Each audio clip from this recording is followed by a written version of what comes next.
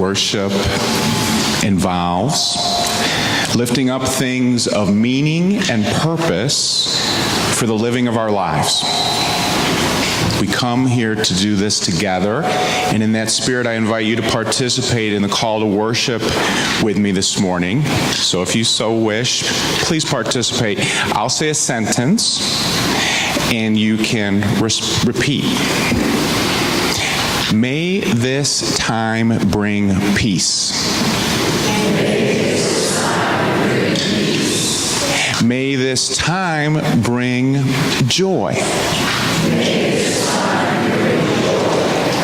May this time bring hope. Welcome to our celebration of life.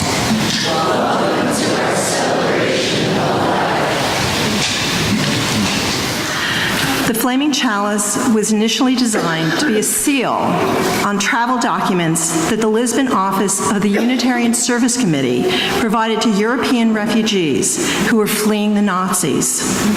Many of those refugees left their homes in a hurry without the identification papers they needed to safely cross international borders. May our flaming chalice provide us illumination and guidance as we journey together.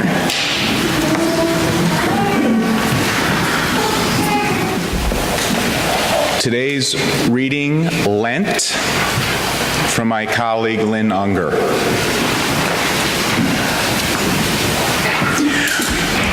What will you give up for this season to help life along in its curious reversals? As if we had a choice. As if the world were not constantly shedding us like feathers off a duck's back. The ground is always littered with our longings. You can't help but wonder about all the heroes, the lives and limbs sacrificed in their compulsion toward the good. All those who dropped themselves upon the earth's hard surface, weren't they caught in pure astonishment in the breath before they shattered? Forget sacrifice. Nothing is tied so firmly that the wind won't tear it from us at last.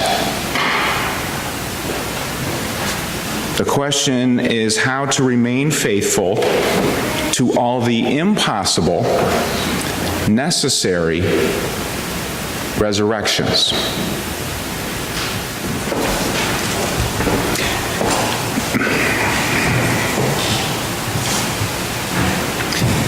This story from the Buddhist tradition.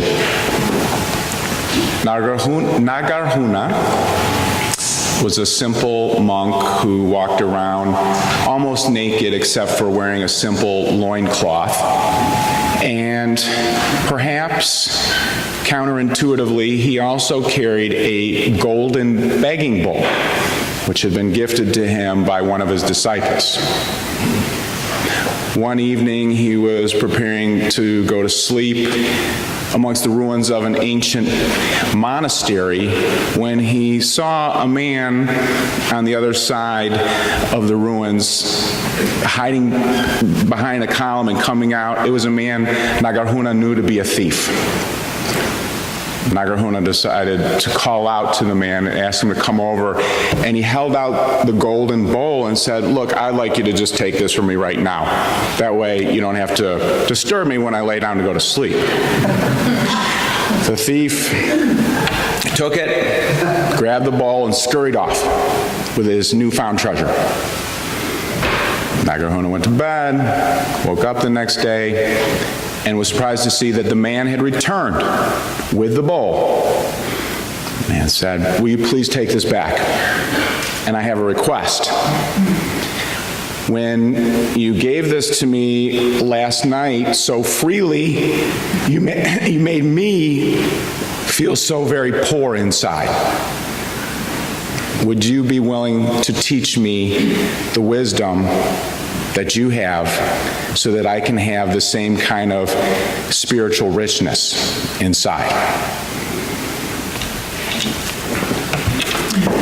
At first blush, the story may teach that in order to sleep better, the monk gave up the golden bowl. Delving deeper, we see the thief became a bit more miserable by grabbing for extra, that which was not his, and the willingness to let go, the willingness to let go relaxed the monk's mind and led to detached Buddha nature or enlightenment. At times, life opens itself with opportunities for letting go. And from our own experiences, we know that that can be a challenging spiritual practice. What bowl might you need to let go of in order to connect with peace? What bowl might you need to let go of to connect with peace? Here are some examples of people that I know of who are letting go of bowls in order to better connect with peace and well-being. I know folks who are letting go of the golden bowl of social media and 24-hour news cycles. This can be just in terms of quantity, but it can also be in terms of what they engage with. One of my new favorite novelists is Juan Gabriel Vázquez of Colombia. Naming struggles many of us share, Vázquez talks about some of the worst vices of our new digital societies: intellectual irresponsibility, proud mediocrity, implausible denigration with impunity, and verbal terrorism. And some folks I know are just limiting their time or quantity and quality of Facebook or Twitter or Fox or CNN or MSNBC in order to experience more ease and lightness. And they're monitoring themselves and saying, hey, I think this is working for me. Less is more. Many parents and grandparents struggle with how to manage children's screen time. How much restriction is too severe? How much liberality is too much? Probably nobody here can identify with these struggles. No, just kidding, all of us. I know parents who work hard, though, to figure out the best balance and then just kind of let go of worrying about it. Just set parameters and say we're doing our best and we're going to let go of the angst. Maybe that angst is the bowl. I also know all ages of adults who are saying to each other and their children, hey, you know what, I think this screen time thing is messing up the quality of our relationships. David Park, who's 92, preached here this year and talked about how his grandson's screen time, he lamented, he thought was hurting their relationship. So I know of folks who are coming to pray and think about what they really think and feel and say it to the other and then let go. Knowing I'm not really going to control him or her, but I can tell him what I feel and then just kind of let go of it. Maybe that's the bowl. I know another current example involving saying, I'm sorry and I forgive you. One married couple I know, I'll call them Sal and Gina. They're both in their second marriage. And Gina became agitated and then really hurt that Sal never apologized. And she would apologize and feel like he wasn't doing the same. And she talked to him about it. And Sal admitted that in his previous marriage, his wife would take the apology and use it to hurt him, almost like a weapon. So he said, you know what, I just don't do the apology thing because I know it ends up as a bad deal for me. And Gina told him she wanted a marriage based in love and respect where both people could say, I'm sorry, I forgive you, let's move on.